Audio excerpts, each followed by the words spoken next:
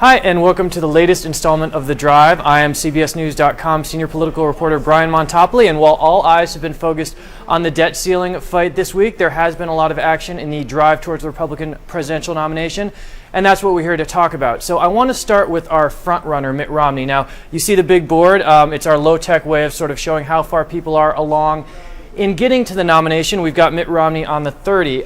Romney's been taking a little heat on the debt debate because he hasn't really been talking about it. But I want to talk about something else, which is a little bit of a focus on Romney's past. Romney's a guy who's arguing basically that his case for the presidency is that he is a guy who's got business experience. He knows how to create jobs. He's not a big government federal bailout guy. He's done it in the private sector, and he'll do it for America. That is the crux of his electability argument.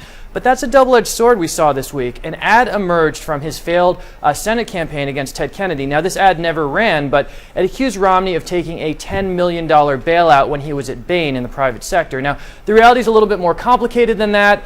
He took this bailout from the FDIC, which is funded by banks, but obviously Republican primary voters don't want to hear that their candidate was at a company that took a $10 million government bailout. So that's an ad that could hurt him if another one of his Republican opponents runs it. Now, the other focus that I want to talk about on Romney's past is he was a guy whose company spent money to buy other companies and then sometimes laid off workers. In 1992, there was a paper company that 250 workers were laid off, and there were ads in past Romney campaigns that focused on this. Now, you can craft a pretty devastating ad where you show a worker saying, look, Mitt Romney says he creates jobs, well, he laid me off. That doesn't look good, and I think some of this stuff from his past is going to come back to haunt him.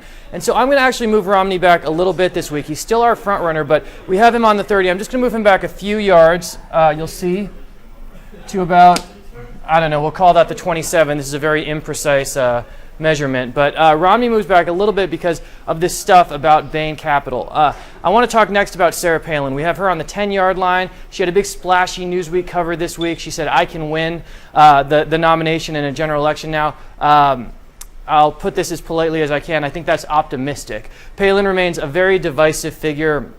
She's also just not getting the headlines she used to. There's another conservative woman out there that's garnering a lot of the attention that maybe used to go to Sarah Palin. Not going to move Palin. She says she's going to make her decision in August or September, so we're still waiting to see if she gets in. But I wouldn't say that she's certainly moving forward. We've got her on the 10. She is not the front runner for the nomination. And I think at this point, most people in Washington and even in the rest of the country aren't really looking to Sarah Palin as the nominee.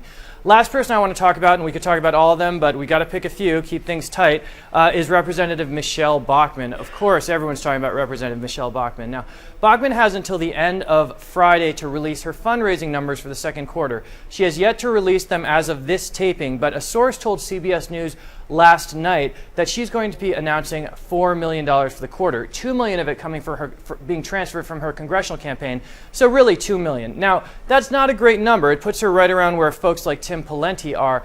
She would be quick to point out that she started her campaign relatively recently, so we're not talking about a lot of time, just really a few weeks that she raised $2 million. And that's true, but the expectations were really high for Bachmann's number, and she didn't exceed them, so she's certainly not moving forward because of that. And she's also getting bogged down in social issues. There's been a lot of coverage this week about Marcus Bachmann, Michele Bachmann's husband. This is somebody who runs a Christian counseling clinic in Minnesota, and folks who've been there, and hidden camera footage has shown, that people have been counseled on turning from gay to straight, what they call reparative therapy, that really has been discredited. Now, Marcus Bachmann says that's not the focus of the clinic, but that doesn't look good. And Michele Bachmann's views on homosexuality are also getting examined. I went back this week to a 2004 speech that she gave where she said almost all gay people had been abused. She compared it to personal bondage, and she just said a lot of things that I think aren't necessarily going to play that well in a nation today where a slim majority of Americans favor same-sex marriage. Now, some of this stuff does do well. I think she's still the favorite to win the Iowa caucuses, where the GOP electorate is it's 60% born-again Christian in 2008.